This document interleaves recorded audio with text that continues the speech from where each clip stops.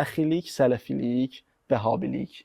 Bax bu anlayışlar bir-birinə həm yaxın, həm uzaq. Məsələn, içində Mədxaliyə var, mürciə deyilənlər və s. Bunlar İslamla o qədər yaxın olmayan adamlar üçün çox bulanıq görünür. Ən az bu əxilik, sələfilik, vəhhabilik bunu necə ayırırsınız? Ümumiyyətlə necə deyim?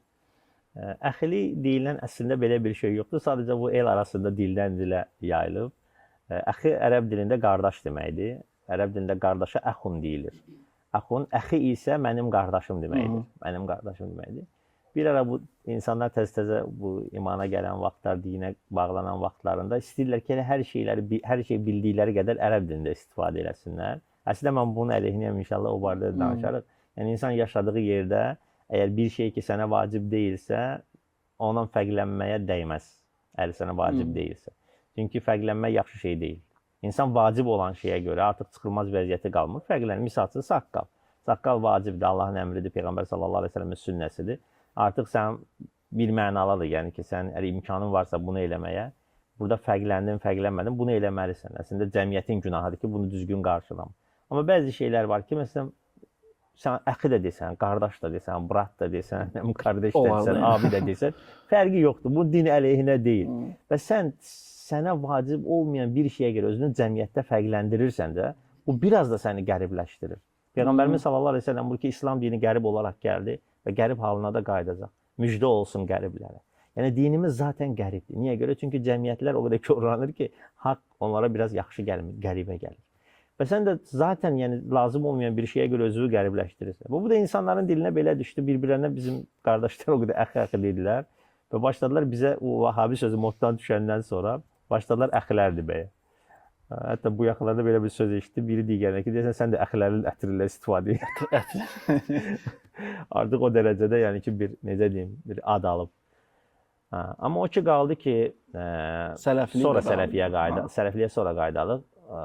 Vahabilik məsələsinə gəldikdə, Vahabilik Muhammed ibn Abdülvahabın adı ilə bağlanır. Saudi Ərəbistanında yaşayıb, təxminən 3 əsr bundan öncə dəvətə başlayıb, İslamın olduğu bir şəkildə, orijinal formasında, belə deyək də, Məkkə ətrafında və yaxud da Necid diyarında bu dəvətə başlayıb və müəyyən bir qəbilələr bunu qəbul eləməyib, müəyyən bir qəbilələr qəbul edib, ələxüsusda buna müttəfiqlik edən, bugünkü Saudiyədə hakimiyyəti davam edən Əli Sauddur, yəni Saud ailəsidir və onlar buna icabət elədiyindən dolayı və bu da onların qəbilə olaraq gücündən istifadə elədiyindən dolayı o yöndən ki, buna arxa olsunlar ki, bu dəvəti aparsın. Bu günə qədər də orada belə bir ittifaq olunmuş bir siyasi bir qanun var ki, dövlət işlərini Saud ailəsi idarə edir, dini, dəvət məsələlərini isə Abdülvahabın ailəsində Əli Şeyx deyilir, Şeyx ailəsi. Və artıq onlar İslam dinini dəvət eləməyə başlayanda Osmanlı dövləti ilə müəyyən bir, onun özündən sonra, yəni nəvələrinin artıq devrində, tələbələrinin devrində Osmanlı dövləti ilə müəyyən çaxnaşmalar oldu, hətta müharibə həddinə çatan müəyyən bir hadisələr də baş verdi və ilk dəfə yəni ondan bu ad yarandı. Vahabi hərəkatı kimi bu adlandırıldı. Yəni o vaxt deyilmirdi ki, Vahabi təriqəti və yaxud da Vahabi məzhəbi. Buna uzaq başı, ən uzağı demək olar bir hərəkat. Çünki 3 əsr bundan öncə, İslam dili 1400 il bundan öncə gəlir. 3 əsr bundan öncə nə təriqət yarana bilər ki? Çox modern əslində anlayış. Bəli, yəni nə məzhəb yarana bilər ki? Sadəcə həmin o hərəkatı, əgər hərəkat demək icazəlidirsə, həmin o hərəkəti məzhəb olaraq və yaxud da bir təriqət olaraq İslam dininə gözə çatdırmağa çalışdılar. Və təbii ki, bu müəyyən insanların, necə deyim, orada siyasi maraqları da var və yaxud da dini təəssübkeşlik yönündən də bu sözü işlətməyə çalışdılar ki, çünki müsəlmanlar desə və yaxud da başqa söz işlətsələr, onları insanlara qəribə çatdıra bilməz, yadlaşdıra bilməzlər. Ona görə bu adı seçdilər. Əslində bu adın özündə də bir qəbahət yoxdur. Vahab, Əl-Vahab Allahın adlarındandır. İnnəkə əntəl Vahhab, Allah Teala Qurani Kərimdə buyurur. Həqiqətən də sən Vahhabsan, yəni əvəzsiz olaraq, davamiyyətli olaraq hədiyyə verən, bəxş edən. Bunun gözəl bir mənası var. Lakin yenə də biz o adı özümüzə götürmürük, çünki o addan bizi heç kəs adlandırmıyıb. Nə Allah, nə də onun Peyğəmbəri. Sələfiliyə gəldikdə isə, həmçində bir şey dediyim ki, bu Vahabilik barədə olsun, sonra dönmədik bu mövzuya. Əgər kimsə Vahabi deyirsə, biz onlara sual veririk. Bu Vahabiliyi vəsf elə. Vəsf elə, bu Vahabilik nədir? Deyəcək ki, saqqal, bilirsən, saqqal köhnə söhbətdir.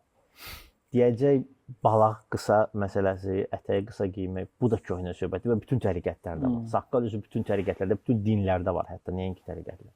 Deyəcək, onlar Allahdan başqası heç kəsə inanmırlar.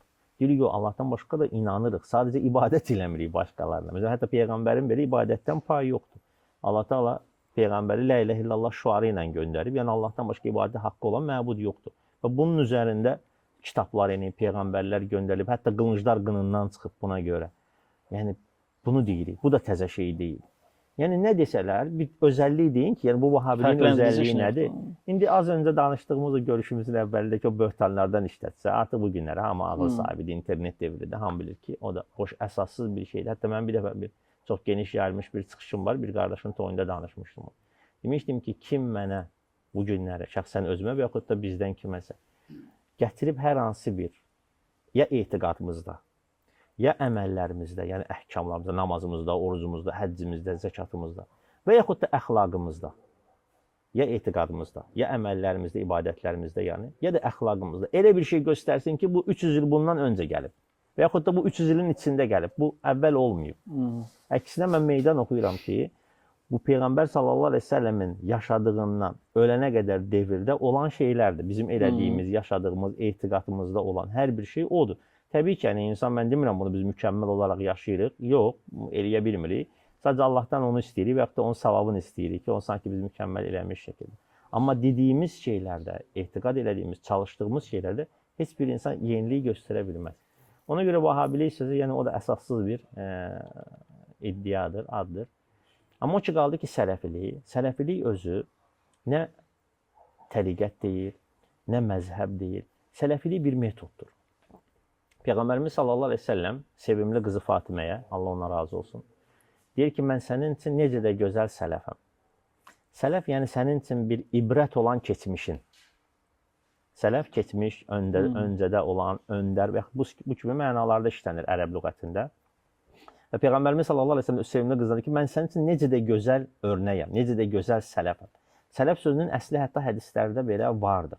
Amma o ki, qaldı ki, mən hökmən özümü sələfə adlanım, xeyr, mən müsəlmanım. Allah təala buyurur ki, biz sizi müsəlman olaraq adlandırdıq. Amma bu günləri İslam cəmiyyətində özünü İslama nisbət edən, özünü müsəlman adlandıran, amma həqiqi İslamın dəyərlərindən, hətta nəinki dəyərlərindən, İslamın əsas prinsiplərindən uzaq olan adamlar var ki, onlar deyir, mən müsəlmanım. Məsələn, İslam dini az öncə dediyimiz kimi, la ilahe illallah üçün göndərir. Yəni, ən böyük İslamın dəyəri budur, tövhid, tək Allahdır.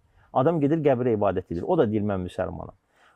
Fərqlilik yönündən, yəni insanlar anlasın deyə ki, yəni sələfi, yəni Peyğəmbər sallallahu əleyhi və səlləm, yəni keçmişdə olanımız və onun səhabələri, onunla birlikdə olan, onunla necə deyim, silahdaşları, dostları, səhabələri, onların yaşadığı biz etiqaddayıq, onların etdiyi əməllərdə, əhkamlardayıq, onların əxlaq tərzinə çalışırıq özümüzü oxşadaq, həyat tərzinə və s. Və budur sələfilik. Yəni sələfiliyə bu kimi yanaşmaq lazımdır. Bir metod olaraq. Bu günləri mən özümə sələfi desəm də deməsəm də bunun bir qəbahəti yoxdur.